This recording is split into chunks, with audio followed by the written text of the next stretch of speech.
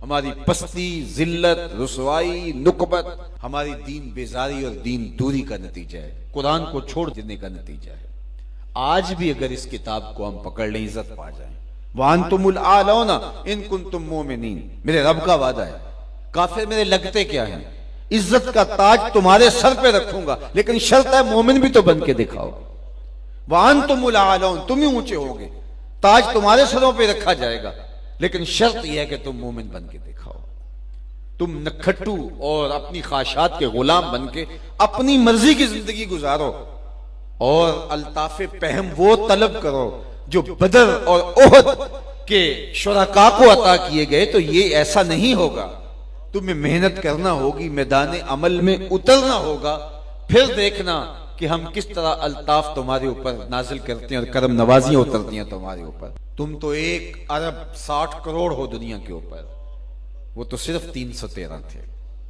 हमने कैसे उनको इज्जतों की मसनदों पे बिठाया। उस दिन को मेरे रब ने भी यौम फुरकान कह के पुकारा, लेकिन वो भी तो सबको छोड़ के आ गए थे ना।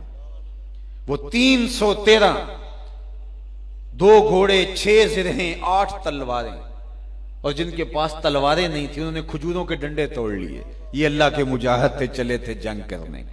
कैसे रंग थे, कैसा जमाल था उनका, कैसा जज्बा था। उनके जज्बों को देख करके ही मेरे हुजूर ने कहा, अल्लाहुम्मा इन तुहलिक हाज़िहिल असाबा लम तोबत फिल अर्दि अबदा। मालिक, इस धरती पर तेरे नाम लेने वाले यही लोग हैं, अगर ये ना रहे कयामत तक तुझे भी रब कोई नहीं कहेगा। तो उन्होंने अपना आप पेश किया ना।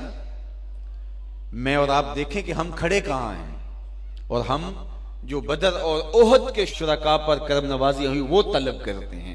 उतरे फरिश्ते हमारी मदद के लिए। हम कहते हैं कि आज भी अबाबीले उतरे, लेकिन आज अबाबीले उतरे तो हमें कंकर मारेंगे। तुम 1 अरब 40 करोड़ हो और 1 अरब 60 करोड़ की तादाद अब तुम्हारी हो रही है, और तुम्हारे पैगंबर की तौहीन हो। 56-57 इस्लामी मुल्क हो, तुम्हारे पास अफवाज हो, तुम एटमी ताकत हो, और तुम्हारे पैगंबर की इहानत हो रही हो।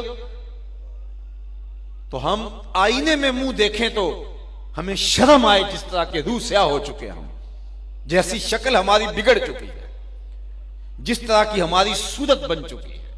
लेकिन इसके बावजूद हम जागने के लिए तैयार नहीं हैं। और जो लोग जागने के लिए तैयार ना हो, और जो शऊर और एहसास ज़ियां जिनके अंदर ना हो, उन कौमों के साथ वही होता है जो इस वक्त उम्मत मुस्लिमा के साथ हो रहा है। बाकी रही बात अल्लाह के महबूब की अजमतों की, तो ये बात ज़हन में रखो कि महबूब की अजमतों को कोई नहीं घटा सकता। ये जुम्मा मेरे रब का है। वरफाना लका जिक्रक का ताज कल भी मेरे महबूब के सर पे था, आज भी हुजूर के सर पे है। चांद की तरफ मुंह करके पूरा फ्रांस भी थूकने लग जाए तो उनका थूका हुआ उनके अपने मुंह पे आके गिरेगा। चांद की नूरी किरणों को मैला नहीं किया जा सकता। मदीने का चांद कल भी रोशन था, हिरा का चांद आज भी रोशन है, और रहेगा यूं ही उनका चर्चा रहेगा। पड़े खाक हो जाएं जल जाने वाले, उनका नाम नीचा नहीं होगा। उनके तस्करे ऊंचे ही रहेंगे, उनके नाम के फुरेरे लहराते रहेंगे, उनके जिक्र का बांकपन रहेगा, गली गली उनके नाम का चरागा रहेगा। उनकी अजमतों को ना घटाया जा सकता, ना उनकी अजमतें घट सकती हैं। इसलिए कि वलल आखिरतु खैरुल लका मिनल ऊला, ये मेरे रब का वादा है। ये इम्तिहान हमारा है, ये आजमाइश हमारी है। तो क्या हम अब भी अपनी जिंदगी को बदलने के लिए तैयार नहीं होंगे? तो मैंने कहा कि साहिब, हुजूर अलैहिस्सलातु वस्सलाम के साथ मोहब्बत का तकाजा ये है, उनका सरी वाजे हुक्म तो हुक्म रहा, मोहब्बत इस बात की मुतकाजी है कि ये मालूम हो जाए कि महबूब की मंशा क्या है, तो मुहिब उस पर भी कुर्बान हो जाता है।